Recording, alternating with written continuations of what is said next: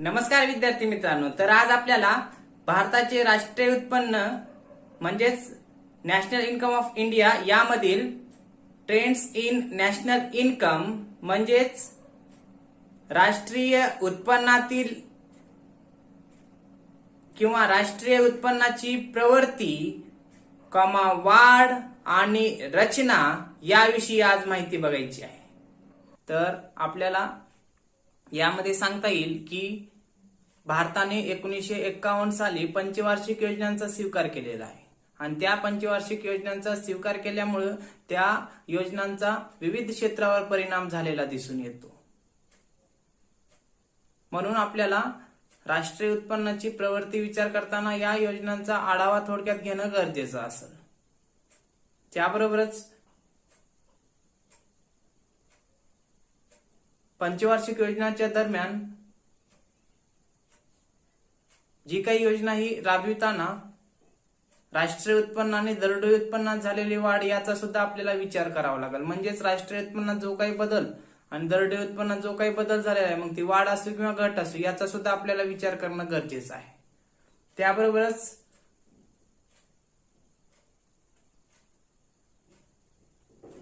निरनिराळ्या क्षेत्रातील जे काही उद्योगधंदे आहेत त्या उद्योगातून जी काही राष्ट्रीय उत्पन्नात भर टाकण्यात आलेली आहे त्यांचा पण आपल्याला विचार करणं गरजेचं आहे। तसंच सार्वजनिक क्षेत्र आणि खासगी क्षेत्र या दोन्ही क्षेत्रातून राष्ट्रीय उत्पन्नात जी काही भर टाकण्यात येत आहे याचा सुद्धा विचार होणं गरजेचं आहे।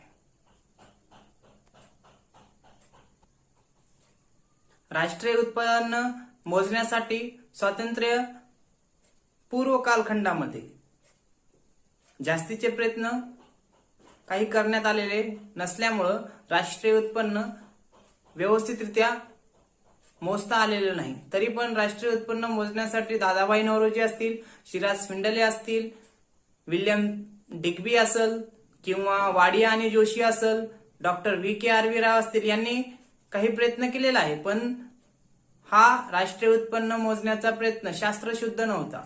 डॉक्टर VKRV राव यांनी शास्त्रशुद्ध पद्धतीने मोजण्याचा प्रयत्न केलेला आहे। म्हणून स्वातंत्र्यपूर्व कालखंडामध्ये राष्ट्रीय उत्पन्नाची आकडेवारी ही आपल्याला योग्य पद्धतीनं किंवा यशस्वी किंवा जी काही अपेक्षेप्रमाणे मिळालेली नव्हती। स्वातंत्र्यानंतर पंचवार्षिक योजनाच्या माध्यमातून काही प्रयत्न करण्यात आलेले आहेत राष्ट्रीय उत्पन्न मोजण्यासाठी। मग आपण या लेक्चर मध्ये पाहू की तर बघा, राष्ट्रीय उत्पन्नातील प्रवृत्ती, वाढ आणि रचना, तर एकूण 6 पॉइंट दिलेले आहेत। त्यापैकी पहिला पॉइंट सांगता येईल शुद्ध किंवा निव्वळ राष्ट्रीय उत्पन्नातील व दरडोई उत्पन्नातील प्रवृत्ती। त्यानंतर नंबर 2 दिलेला आहे वेगवेगळ्या योजनांमध्ये वार्षिक वृद्धी दर ऑब्लिक प्रवृत्ती। त्यानंतर पुढला दिलेला राष्ट्रीय उत्पन्नाची क्षेत्रनिहाय प्रवृत्ती। त्यानंतर नंबर 4 घरगुती उत्पादनात सार्वजनिक क्षेत्राचा भाग। त्यानंतर पुढला पॉइंट दिला शहरी तसेच ग्रामीण भागामध्ये शुद्ध राष्ट्रीय उत्पन्नाचा किंवा शुद्ध राष्ट्रीय उत्पन्नाचा सापेक्ष भाग। आणि त्यानंतर लास्ट दिलेला आहे शुद्ध राष्ट्रीय उत्पादनाचा संघटित व असंघटित क्षेत्रामधील भाग। असे 6 पॉइंट दिलेले आहेत। तर आपण प्रत्येक पॉइंट व्यवस्थितरित्या विश्लेषणासहित घेणार आहोत। तर पहिला पॉइंट बघा, शुद्ध किंवा निव्वळ राष्ट्रीय उत्पन्नातील व दरडोई उत्पन्नातील प्रवृत्ती। तर बघा, स्थिर किमतीनुसार निव्वळ राष्ट्रीय उत्पादन किंवा दरडोई उत्पादन जर मोजले असता ते राष्ट्रीय उत्पन्नात खऱ्या अर्थाने वाढ दर्शवत असते। पण चालू किमतीनुसार जर राष्ट्रीय उत्पादन म्हणजे वस्तू आणि सेवांची जर मोजणी झालेली असते तेव्हा ते फक्त त्या वर्षामध्ये झालेली वाढ दर्शवते।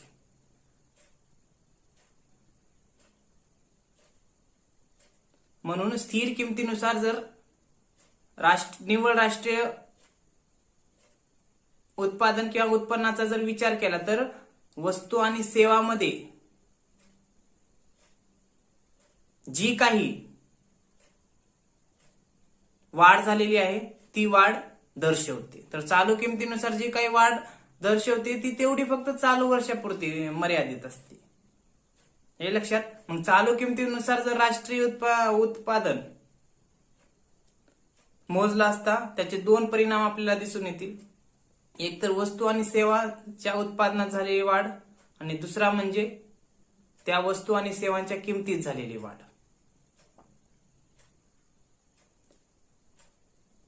परंतु जर वस्तू आणि सेवांच्या किमतीत जरी वाढ होत असली तरी त्याचप्रमाणे देशाच्या लोकसंख्येमध्ये सुद्धा वाढ होत असते. म्हणून आपल्याला फक्त वस्तू आणि सेवांच्या उत्पादनात वाढ झाली यावरून त्या देशाचा राहणीमानाचा दर्जा किंवा त्या देशाच्या अर्थव्यवस्थेचा विकासाचा दर याचा अंदाज आपल्याला येत नाही. तर आपल्याला लोकांच्या राहणीमानाचा दर्जा उंचावलेला आहे किंवा घटलेला आहे याचा जर विचार करायचा असेल तर आपल्याला त्या देशातील दरडोई उत्पन्नाचा सुद्धा विचार करावा लागतो. कारण दरडोई उत्पन्नावरूनच लोकांचं राहणीमान, लोकांची आर्थिक स्थिती याचा आपल्याला अंदाज येतो, हे लक्षात. पण राष्ट्रीय शुद्ध निव्वळ राष्ट्रीय उत्पन्नातील व दरडोई उत्पन्नातील प्रवृत्ती ही अतिशय महत्वाची आहे. फक्त वस्तू आणि सेवांमध्ये जर वाढ झाली असेल आणि ती जर मोठ्या प्रमाणावर झाली असेल तर लोकांना ते मोठ्या प्रमाणात उपलब्ध होतील.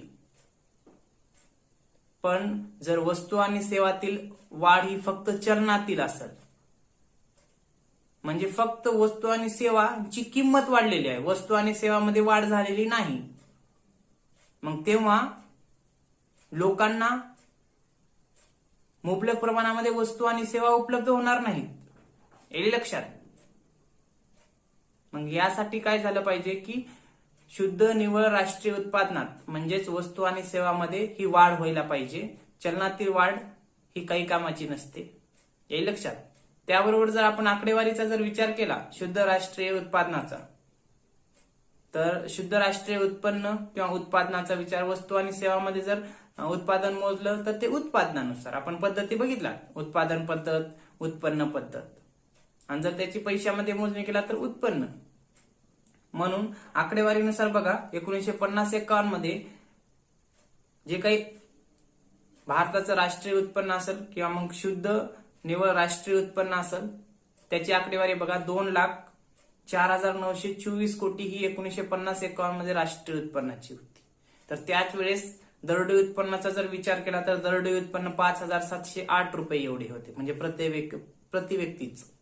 त्याबरोबरच 2006-07च्या आकडेवारीनुसार जर विचार केला तर राष्ट्रीय उत्पन्नाची आकडेवारी 25,30,494 कोटी इतकी वाढ झालेली आहे. 2 लाखाच्या तुलनेत 25,30,494 कोटी एवढी वाढ. तर दरडोई उत्पन्नामध्ये दरडोई उत्पन्न बघा 1950-51 मध्ये 5,708 रुपये एवढे होते, तर त्यामध्ये वाढ किती झालेली आहे तर 22,535 इतकी वाढ झालेली आहे. म्हणून आपण म्हणू शकतो की बाबा राष्ट्रीय उत्पन्नातील प्रवृत्तीचा विचार करताना शुद्ध निव्वळ राष्ट्रीय उत्पन्नातील आणि दरडोई उत्पन्नातील प्रवृत्तीचा विचार केला असता 1950-51च्या तुलनेमध्ये 2006-07 मध्ये ही वाढ झालेली आपल्याला दिसून येते. त्यानंतर नंबर 2 बघा,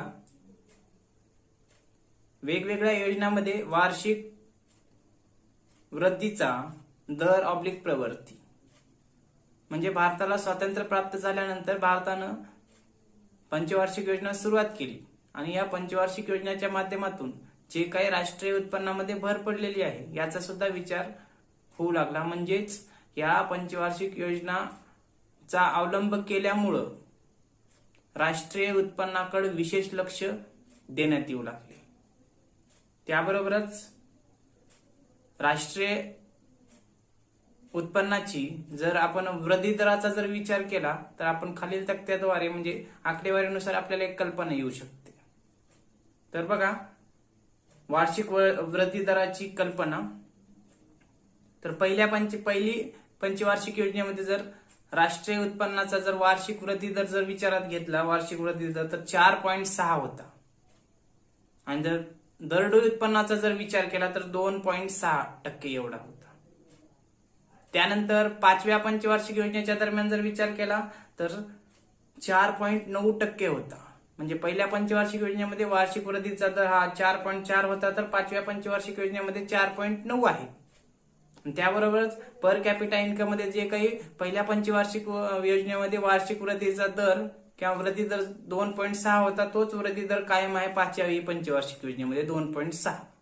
त्यानंतर काही वार्षिक योजनांचा अवलंब करण्यात आलेला आहे मध्ये पंचवार्षिक योजनेच्या दरम्यान. म्हणजे 1966 ते 1969च्या दरम्यान काही वार्षिक योजना म्हणजेच सुट्टीचा काळ वार्षिक योजना म्हणजे एक वर्षाची वार्षिक योजना त्यांनी अवलंब केलेला आहे.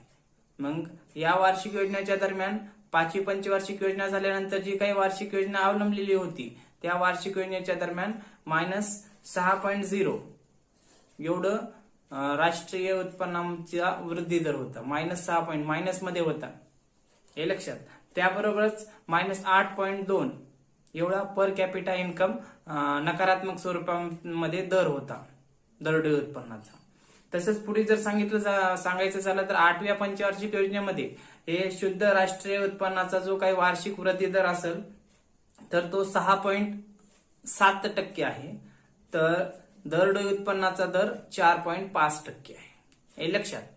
तसेच पुढे सांगता येईल की 10व्या पंचवार्षिक योजना मध्ये वार्षिक वृद्धी दर जो काही शुद्ध राष्ट्रीय उत्पन्न झालेला आहे 7.8. तसंच पर कॅपिटा इन्कम मध्ये किंवा दरडोई उत्पन्नामध्ये 6.1%. 11वी पंचवार्षिक योजनेमध्ये 7.5 शुद्ध राष्ट्रीय उत्पन्नाचा दर, तर पर कॅपिटा इन्कम मधील 6.8% होता. तर 12व्या पंचवार्षिक योजनेमध्ये शुद्ध राष्ट्रीय उत्पन्नाचा जो काही दर आहे तो 8% झालेला होता. ही एक समाधानकारक बाब आहे. आणि पर कॅपिटा इन्कम मध्ये 7.1% वृद्धी दर झालेला होता. आपण या आकडेवारीवरून सांगू शकतो की पंचवार्षिक योजनेच्या काळामध्ये जे काही राष्ट्रीय उत्पन्नामध्ये आणि दरडोई उत्पन्नामध्ये जी काही वाढ झालेली आहे ती त्या वाढीमध्ये अनियमितपणा आहे. म्हणजे काही वेळेस वाढलेली आहे, काही वेळेस कमी झालेली आहे, हे लक्षात. पण 8व्या पंचवार्षिक योजना जी काही राबवलेली होती त्या दरम्यान 6.7 आणि 4.5 एवढा वार्षिक वृद्धी दर आपण सांगू शकतो. त्याबरोबर जर 12व्या पंचवार्षिक योजनेचा जर विचार केला तर शुद्ध राष्ट्रीय उत्पन्नामध्ये जी काही वाढ झालेली होती वार्षिक वृद्धीचा जर विचार केला तर 8% होता. आणि हा एक समाधानकारक किंवा चांगल्या प्रकारचा आहे. 12वी पंचवार्षिक योजना जी काही 2012 ते 2017 या दरम्यान 12वी पंचवार्षिक योजना राबवण्यात आली. त्याबरोबर दरडोई उत्पन्नाचा जर विचार केला वार्षिक वृद्धी दराचा तर 7.1% एवढा सांगितलेला आहे. म्हणून आपण या ठिकाणी म्हणू शकतो की वेगवेगळ्या योजनांमध्ये वार्षिक वृद्धी दराचा विचार केला असता तर प्रवृत्ती ही पंचवार्षिक योजनेच्या माध्यमातून वृद्धी दरामध्ये अनियमितपणा दिसून येतो. पण जर 12व्या पंचवार्षिक योजनेचा जर विचार केला तर एक चांगल्या प्रकारची वाढ आपल्याला झालेली दिसून येते. तर ती वाढ किती होती तर शुद्ध राष्ट्रीय उत्पन्नामध्ये वृद्धी दर होता 8%, तर दरडोई उत्पन्नातील वार्षिक वृद्धी दर होता 7.1%. हा आपल्याला सांगता येईल. तर त्यानंतरचा तिसरा पॉइंट आपल्याला सांगता येईल की राष्ट्रीय उत्पन्नाची क्षेत्रनिहाय प्रवृत्ती.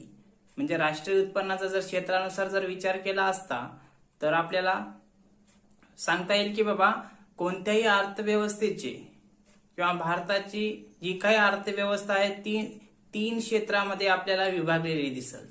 क्षेत्रनिहाय जर आपण विचार केला तर पहिला क्षेत्र म्हणजे प्राथमिक क्षेत्र, दुसरा क्षेत्र म्हणजे द्वितीय म्हणजेच उद्योग क्षेत्र सुद्धा आपण म्हणतो, आणि तृतीय क्षेत्रालाच आपण सेवा क्षेत्र असं सुद्धा म्हणतो, हे लक्षात. तर आपल्याला राष्ट्रीय उत्पन्नावरून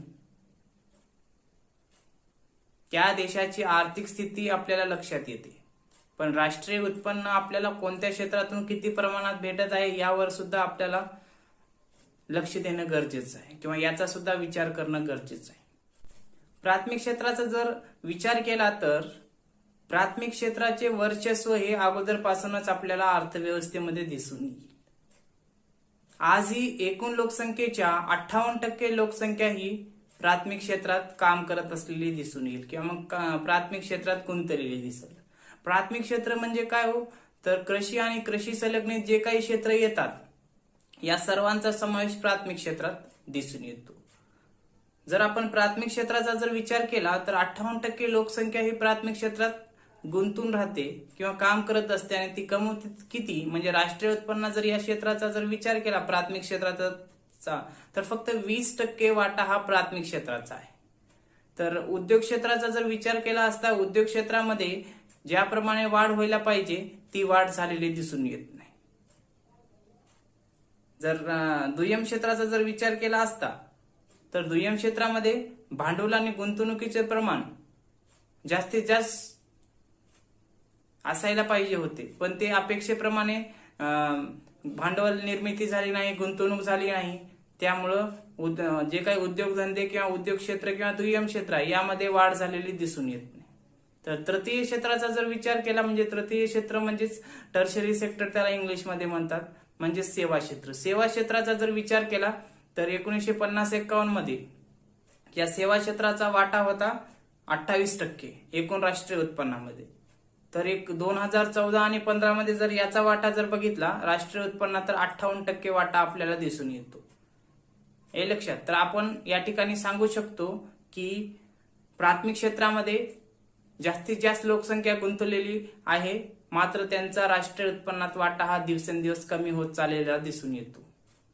त्यासोबतच उद्योग क्षेत्रामध्ये अपेक्षेप्रमाणे जेवढी भांडवल निर्मिती, गुंतवणूक किंवा साधन सामग्री वापरायला पाहिजे होती तेवढी वापरली नसल्यामुळं जे काही राष्ट्रीय उत्पन्नात भर पडत आहे या दुय्यम क्षेत्रातील किंवा उद्योगधंद्याच्या क्षेत्रातून ती प्राथमिक क्षेत्रापेक्षा जास्त आहे, पण सेवा क्षेत्रापेक्षा कमी आपल्याला सांगता येऊ शकते. म्हणजेच दुय्यम क्षेत्रामध्ये जी काही वाढ होत आहे ती संत गतीने होत आहे, तर सेवा क्षेत्रामध्ये जी काही वाढ झालेली आहे ती भरमसाठ वाढ झालेली आहे. आणि जे काही विकसित देश आहेत ते जास्तीत जास्त सेवा क्षेत्रामध्ये गुंतलेले असतात आणि सेवा क्षेत्र हे असं एक क्षेत्र आहे की ते अर्थव्यवस्थेचा जास्तीत जास्त विकास करून देणार आहे, म्हणजे परतावा जास्तीत जास्त आपल्याला देणारं क्षेत्र म्हणजे सेवा क्षेत्र आहे. म्हणून या ठिकाणी आपण सांगू शकतो की बाबा तिसरा पॉईंट, राष्ट्रीय उत्पन्नाची क्षेत्रीय निहाय प्रवृत्ती विचारात घेतली असता प्राथमिक क्षेत्रातून जो काही परतावाचा दर आहे तो कमी आहे. त्यानंतर उद्योग क्षेत्राचा जर विचार केला तर प्राथमिक क्षेत्रापेक्षा या दुय्यम क्षेत्रातून परतावा थोडा अधिक असलेला दिसून येतो, तर सेवा क्षेत्र किंवा तृतीय क्षेत्रातून परतावा किंवा राष्ट्रीय उत्पन्नातील जो काही वाटा आहे तो जास्तीत जास्त आपल्याला दिसून येतो. तर बघा पुढला पॉइंट नंबर 4, घरगुती उत्पादनात सार्वजनिक क्षेत्राचा भाग म्हणजे राष्ट्रीय उत्पन्नातील प्रवृत्तीचा हा चौथा मुद्दा आहे. तर यामध्ये सांगता येईल की एक चालू किमतीनुसार 1970-71 ते 1997-98 मध्ये जर घरगुती उत्पादनातील सार्वजनिक क्षेत्राचा भाग किंवा हिस्सा किंवा वाटा राष्ट्रीय उत्पन्नात जर विचार केला तर 1970-71 मध्ये हा घरगुती उत्पादनातील सार्वजनिक क्षेत्राचा भाग हा 14.6% होता. त्यात वाढ झालेली आहे 1997-98 मध्ये आणि ती वाढ आहे 25.3%. म्हणजे ही वाढ झालेली आहे सार्वजनिक क्षेत्रातील जे काही घरगुती उद्योग असतात ते. आता घरगुती उद्योग म्हणजे देशामध्ये सार्वजनिक क्षेत्राचे जे काही उद्योग आहेत, उदाहरणामध्ये बँकिंग असेल, विमा असेल, प्रशासकीय सेवा असतील, यांचा समावेश होत असतो. त्याबरोबर जर ही वाढ जर विचारात घेतली तर ही वाढ कशामुळे सार्वजनिक क्षेत्रातील उद्योग जे काही आहेत सार्वजनिक क्षेत्रातील उद्योगातील वाढ किंवा उत्पादनात जी काही वाढ झालेली आहे सार्वजनिक क्षेत्रातील ती वाढ ही जे काही राज्यांचा विस्तार झालेला आहे किंवा राज्यांची जी काही आर्थिक स्थिती आहे याचं सूचक आहे. म्हणजे जे काही भारतामध्ये राज्य आहेत यांचा विस्तार मोठ्या प्रमाणावर होत आहे, ते राज्य प्रगती करत आहेत, त्या राज्यामध्ये जे काही घरगुती उद्योग स्थापन होत आहे त्यामध्ये वाढ होत आहे, म्हणून ही वाढ मोठ्या प्रमाणावर होत असलेली आपल्याला दिसून येईल. त्याबरोबर प्रशासकीय सेवेमध्ये मोठ्या प्रमाणावर वाढ होत असलेली आपल्याला सांगता येईल. त्याबरोबर प्रशासकीय सेवा आणि सार्वजनिक क्षेत्रातील उत्पादनात वाढ होत असल्यामुळे आपल्याला सांगता येईल की राष्ट्रीय उत्पन्नामध्ये जी काही वाढ भर पडत आहे ही एक प्रकारे याला एक महत्वपूर्ण बाब आहे. त्याबरोबरच सांगता येईल की जे काही घरगुती उत्पादनात सार्वजनिक क्षेत्राचा वाटा किंवा हिस्सा वाढत असल्याचं कारण म्हणजे नवीन उद्योग स्थापन होत आहेत, त्यांचा विस्तार होत आहे. तसेच जे काही आता नवीन उद्योग त्यांचा विस्तार मध्ये त्यामध्ये सांगता येईल कोळसा असेल, खाणी असतील, बँका असतील, विमा कंपन्या असतील, ह्या मोठ्या प्रमाणावर वाढत असलेल्या आपल्याला दिसून येत आहे. त्यामुळं सार्वजनिक क्षेत्रातील घरगुती उत्पादनात वाढ होत असलेली आपल्याला दिवसेंदिवस सांगता येईल. हे लक्षात. तर बघा, त्यानंतरचा राष्ट्रीय उत्पन्नातील प्रवृत्ती, वाढ आणि रचना यामधील मुद्दा सांगता येईल की शहरी व ग्रामीण भागामध्ये शुद्ध राष्ट्रीय उत्पन्नाचा सापेक्ष हिस्सा. तर या ठिकाणी सांगता येईल की शुद्ध राष्ट्रीय उत्पन्नामध्ये जी काही वाढ झालेली आहे ती ग्रामीण व शहरी भागाचा विचार केला असता यावरून सुद्धा आपल्याला काय राष्ट्रीय उत्पन्नात कशा पद्धतीची भर पडलेली आहे हे आपल्याला लक्षात येते. तर ग्रामीण व शहरी भाग यांचा राष्ट्रीय उत्पन्नामध्ये कशा पद्धतीचा वाटा आहे, तो वाढलेला आहे का घटलेला आहे याचा सुद्धा विचार होणं गरजेचं आहे. म्हणजे राष्ट्रीय उत्पन्नाची प्रवृत्ती शहरी व ग्रामीण भागानुसार कशा स्वरूपाची आहे उत्पन्नानुसार हे आपल्याला लक्षात येऊ शकते. तर बघा, 1999 मध्ये राष्ट्रीय हिशोब आकडेवारी ठेवणाऱ्या संस्थेकडून ग्रामीण व शहरी भागातील राष्ट्रीय उत्पन्नाची आकडेवारी उपलब्ध झाली आणि त्या आकडेवारीनुसार राष्ट्रीय उत्पन्नाचा जर विचार केला तर 1970-71 मध्ये ग्रामीण भागातील राष्ट्रीय उत्पन्नाचा वाटा किंवा हिस्सा हा 62.4% आपल्याला सांगता येतो. तर हाच हिस्सा 1993-94 मध्ये कमी होऊन तो 53.7% झालेला आपल्याला सांगता येतो. म्हणजेच ग्रामीण भागामध्ये राष्ट्रीय उत्पन्नाचं प्रमाण 1970-71च्या तुलनेत 1993-94 मध्ये कमी झालेला आहे. तर शहरी भागाचा जर विचार केला तर शहरी भागामध्ये याच काळात म्हणजे 1970-71 ते 1993-94 मध्ये ही आपल्याला वाढ झालेली असेल. तर ती वाढ बघा, 1970-71 मध्ये 37.6% एवढी राष्ट्रीय उत्पन्नात शहरी भागातून हिस्सा किंवा राष्ट्रीय उत्पन्नात भर पडत होती. तर ती भर 1993-94 मध्ये आपल्याला वाढत असलेली दिसेल किंवा वाढलेली दिसेल आणि ती वाढ म्हणजे 37.6 वरून 46.3% इतकी वाढ आपल्याला सांगता येते. हे लक्षात. याबरोबर जर दरडोई उत्पन्नाचा जर विचार केला तर ग्रामीण भागामध्ये दरडोई उत्पन्नाचं प्रमाण 1970-71 मध्ये 529 होतं. हे लक्षात. ग्रामीण भागामध्ये दरडोई उत्पन्नाचं प्रमाण 1970-71 मध्ये 529 होतं. तर ते 1993-94 मध्ये 5,786 रुपये इतकं झालं. म्हणजे प्रति व्यक्ती उत्पन्न, दरडोई उत्पन्न म्हणजेच. तर शहरी भागाचा जर विचार केला तर 1970-71 मध्ये शहरी भागातील लोकांचं दरडोई उत्पन्न हे होतं 1294 रुपये. यामध्ये वाढ झालेली आपल्याला दिसून येईल आणि ती 1993-94 मध्ये वाढ सांगता येईल 14,035 रुपये हे प्रति व्यक्ती उत्पन्न किंवा दरडोई उत्पन्न आपल्याला सांगता येईल. तर या ठिकाणी आपल्याला एकत्रितरित्या सांगता येईल की शहरी व ग्रामीण भागाचा राष्ट्रीय उत्पन्नातील सापेक्ष हिस्सा विचारात घेतला असता ग्रामीण भागाचा राष्ट्रीय उत्पन्नातील हिस्सा हा शहरी भागाच्या तुलनेत कमी कमी होत गेलेला दिसून येतो. तर शहरी भागाचा हिस्सा हा वाढलेला दिसून येईल हे सांगता येईल आपल्याला. त्यानंतर बघा, जो काही राष्ट्रीय उत्पन्नातील प्रवृत्तीचा 6वा पॉईंट म्हणजे शेवटचा पॉईंट आपल्याला सांगता येईल की शुद्ध राष्ट्रीय उत्पन्नाचा संघटित व असंघटित क्षेत्रातील भाग किंवा हिस्सा. तर आपल्याला अगोदर संघटित आणि असंघटित हे क्षेत्र समजून घ्यावं लागेल आणि त्यांचा राष्ट्रीय उत्पन्नातील जो काही वाटा आहे याचा विचार करावा लागेल. तर संघटित क्षेत्र म्हणजे ज्या कंपनीची किंवा ज्या संस्थेची नोंदणी करणं हे कायदेशीर बंधनकारक असतं किंवा कायद्यानं नोंदणी करणं गरजेचं असते. तसंच त्या संस्थेला आपले हिशोब पुस्तके व ताळेबंद मेंटेन करावे लागतात म्हणजे ठेवावे लागतात.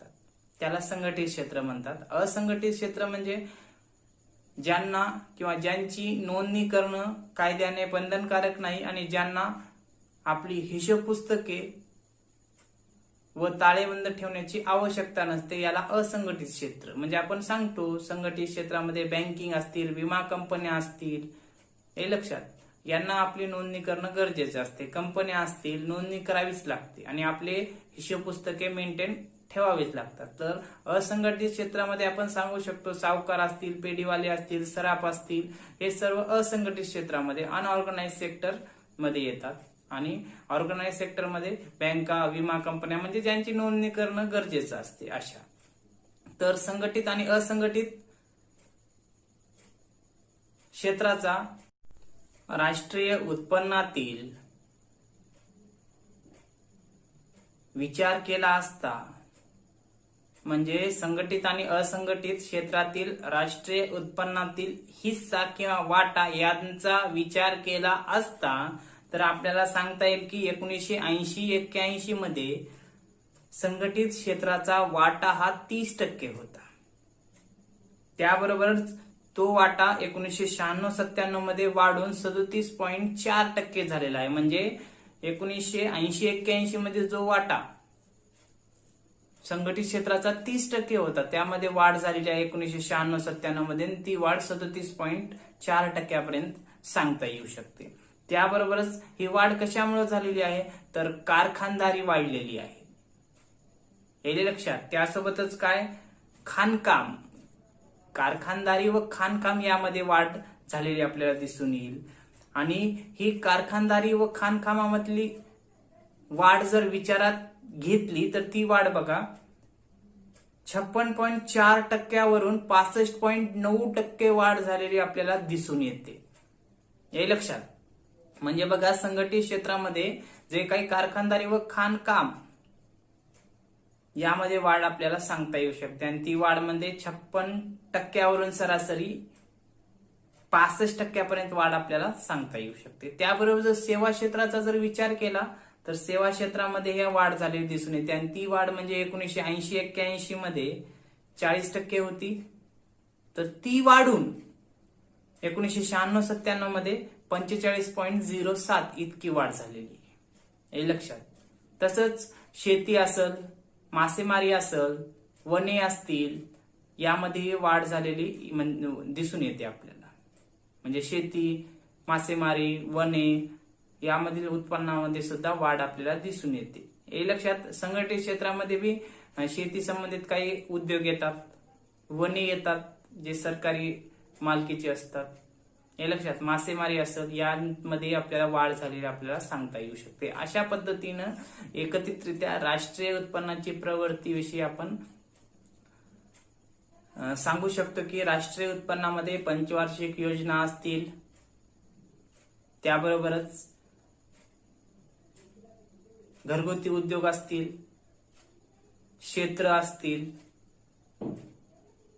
संघटित असंघटित क्षेत्र असेल, ग्रामीण व शहरी भाग असेल, या सर्वांचा विचार केला असता एकत्रितरित्या सांगता येईल की राष्ट्रीय उत्पन्नामध्ये स्वातंत्र्य प्राप्तीनंतर ही मोठ्या प्रमाणावर वाढ झालेली दिसून येईल. तसंच दरडोई उत्पन्नाचा जर विचार केला तर दरडोई उत्पन्नामध्ये ही स्वातंत्र्याच्या अगोदरची आकडेवारीचा आणि स्वातंत्र्यानंतरचा आकडेवारीचा जर विचार केला तर दरडोई उत्पन्नामध्ये सुद्धा आपल्याला भरमसाठ वाढ झालेली दिसून येईल.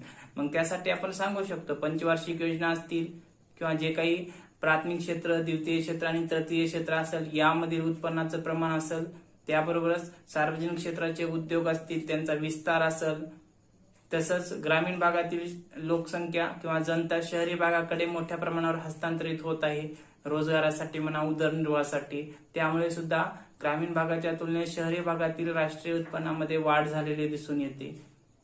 तसेच संघटित आणि असंघटित क्षेत्र, पूर्वी मोठ्या प्रमाणावर सार्वजनिक उद्योग नव्हते किंवा मग मोठ्या प्रमाणावर संघटित क्षेत्र कार्यरत नव्हतं, कारण त्यावरती मोठ्या प्रमाणावर नियंत्रण नव्हतं.